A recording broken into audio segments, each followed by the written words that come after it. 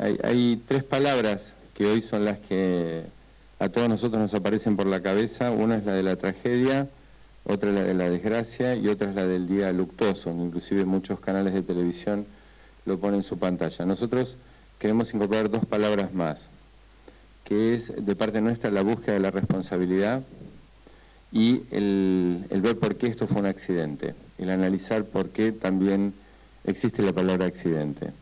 En primer lugar, queremos desearles nuestras condolencias, enviar nuestras condolencias a las familias de las víctimas y bregar por la recuperación de todos los heridos que hoy están en distintos hospitales públicos y hacer un agradecimiento muy especial a todo el personal que hoy trabajó en la mañana, de todos los organismos de salud, de atención, del SAME, de emergencias y en especial a los bomberos y a la Policía Federal, que muchas veces no están en las mejores hojas del recuerdo. Hoy, si no tenemos más víctimas, es porque los bomberos hicieron lo imposible, se metieron en lugares imposibles. Un bombero, un chico muy joven, que además lo conocemos porque trabaja en este edificio, sacó del piso del tren a un chico con vida de 3 años. Sin ellos la desgracia hubiera sido peor y no queríamos dejarlo pasar. Porque ahora estamos hablando de un accidente como el que hemos visto muchas veces en los diarios, y recién hacíamos una pequeña recopilación de los 3 o 4 últimos años, lo que pasó en Valencia, lo que pasó en Alemania, en Ucrania, en Italia, en China, en Brasil, en Estados Unidos, en 2 o 3 lugares, donde muchas veces se dio esta sumatoria de súbito, imprevisto y daño, ¿no? Que aparece de un momento para otro en un evento que si uno lo ve previamente diría, esto no parecería un accidente grave, que es la idea que tuvimos todos nosotros cuando llegamos muy temprano a la estación del 11. El servicio de TVA, el servicio de trenes de Buenos Aires, entre 11 y Moreno, tiene 320 frecuencias diarias, o sea, 320 trenes, 160 que van y 160 que vuelven. Calculémosle, todos los trenes están capacitados para 2.000, 2.500 personas. En este caso este tren tenía menos gente, pero estamos hablando de mucha gente la que se transporta en este tren con una frecuencia que no era pico, como la que ocurrió el accidente a las 8:32, es de 1 cada 8 minutos, o sea, cada 8 minutos pasa un tren. Esto habla de la cantidad de trenes que por día circulan en esta línea. Este tren específicamente arranca en Moreno. De Moreno a 11 hace 14 estaciones. En Castelar para y cambia el conductor. El conductor sube en Castelar, es otro dato para darlo como información. El conductor está en este momento de vuelta en terapia intensiva. Es un chico muy joven de 28 años que tiene todos los antecedentes de su foja de servicio buenísima. Hace muy poco que está en el ferrocarril, pero ha trabajado de manera muy buena, muy sobresaliente. Es un chico joven y que estaba descansado en el momento que ocurre este episodio, porque había subido en Castelar, o sea, había hecho las paradas en cada una de estas estaciones. Este tren paró 14 veces y la última vez no paró. Y nosotros tenemos un registro, que yo lo quería contar y que esto todavía no es público, pero quiero hacerlo público ahora, que ustedes saben que todos los trenes, después de un accidente que aquí mismo lo sustanciamos, que fue el accidente de San Miguel, nosotros pusimos GPS en todos los servicios de tren de del área metropolitana. Algunos ya lo tenían, en este caso no lo tenían y tienen ahora un servicio de GPS que cada 10 segundos nos dice cuál es la velocidad del tren. El tren a 1000 metros de la estación, a 1000 metros donde fue el accidente, en una lectura de 200 metros, se lee de punta a punta, a la altura de la cabina B, que es una cabina muy famosa de control que hay en el Sarmiento, pasó de 47 kilómetros por hora a 39 kilómetros por hora, con lo cual venía frenando. A 300 metros de los paragolpes ya estaba a 27 kilómetros por hora y entra a la punta del andén a 26 kilómetros por hora. A 40 metros de los paragolpes lo tenemos registrado a 20 kilómetros por hora. Eran velocidades habituales en las cuales entraban los trenes. Ahí está la parte del accidente, la incógnita o la responsabilidad, que nosotros no sabemos qué ocurrió en estos últimos 40 metros. ¿Qué fue lo que pasó? Porque el conductor estaba en su lugar de trabajo y el tren no paró. El tren no paró y ese ustedes vieron en las fotos, hubo un montaje del vagón 2 sobre el vagón primero, pero la primera cosa que quería marcar era el esquema de la velocidad que tenía. La segunda es, nosotros tenemos registro, digamos, sobre la cabina, hay un registro de voces en la cabina que ya está puesto a disposición de la justicia, pero donde el conductor se va hablando con la persona, con el encargado de ese caso de la línea, si hay algún problema, alguna vicisitud. Es el segundo elemento que vamos a tener para poder chequear esto. El tercer elemento es el de la cámara que está fija en el tren, que todavía está en el tren, la formación, que tiene una película que ustedes han visto muchas cuando hay un accidente de arrollamiento, que se ve esa película.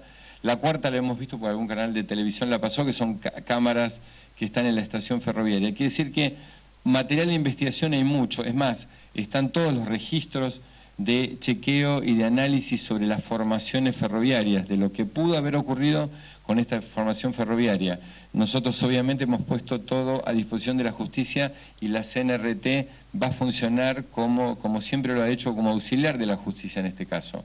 No obstante lo cual ya sabemos, porque lo escuchábamos hace un rato al delegado de la Unión Ferroviaria Sobrero, que hablaba de que esa formación había sido controlada el día anterior en talleres y que se habían controlado los frenos. Más allá de eso, que es una opinión, lo que sí vamos a hacer es hacer, justamente por esta palabra que yo ponía en el comienzo, el tema de la responsabilidad, un auditaje muy profundo acerca de la historia de esa formación, qué es lo que sucedió, qué es lo que no sucedió, etcétera, etcétera, etcétera. 8:32 fue el accidente, son 8 vagones que tiene este tren. El tren es el Chapa 16, que ustedes lo deben tener ya registrado, la formación es la 3772, y hay 4 elementos o 5 elementos que a nosotros nos gustaría poner en análisis.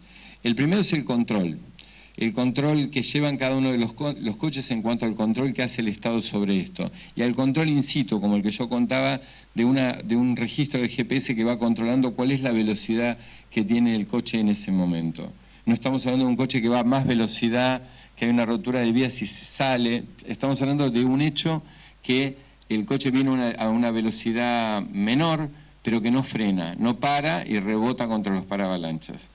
El segundo elemento es el segundo elemento que uno tiene en cuenta con un accidente, que es el cansancio, la edad, los problemas que puede tener el conductor. Más allá de que obviamente va a tener toda la pericia del caso, estamos hablando de una persona muy joven que asume su trabajo, o sea que empieza en servicio minutos antes, en la estación Castelaria, el primer viaje del día que tenía.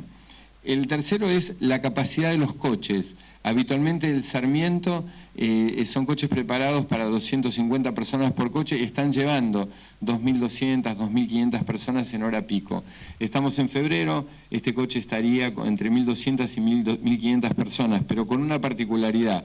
Los 2 primeros coches, y esto es todos los que usamos alguna vez el ferrocarril sabemos que hay una cultura muy argentina de esto, de ir a la punta del tren para bajar primero y llegar antes y pasar antes y no hacer cola y no esperar el colectivo, bajar más rápido el subte, etcétera, etcétera. Esos 2 primeros coches estaban abarrotados de gente, o sea, tenían mucho más carga que la que habitualmente, lo cual produjo que el accidente tomara un ribete de tragedia. Si esto hubiera ocurrido ayer, que era un día feriado, seguramente ese coche hubiera impactado y hubiera sido una cosa mucho menor y no la gravedad de lo que fue hoy, que lo constituye un accidente extremísimo y de muchísima gravedad.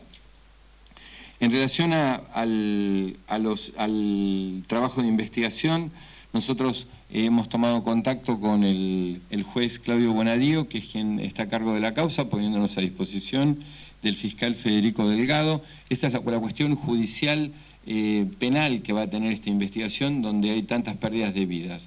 Por otro lado, el Estado, que es un Estado presente, que no es ausente.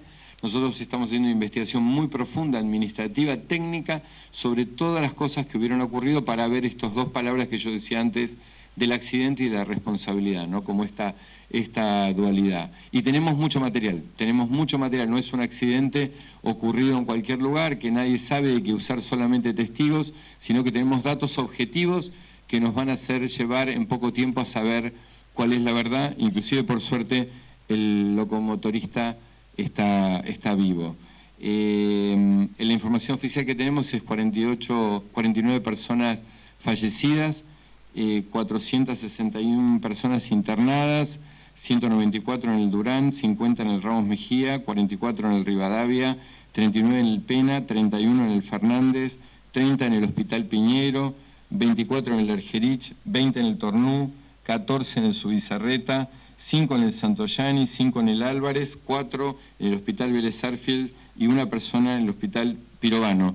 Sabemos que hasta ahora, por el registro que estamos llevando con toda la gente que está en los lugares, hay mucha menos gente internada y mucha gente fue rápidamente externada y quedan algunos casos de gravedad.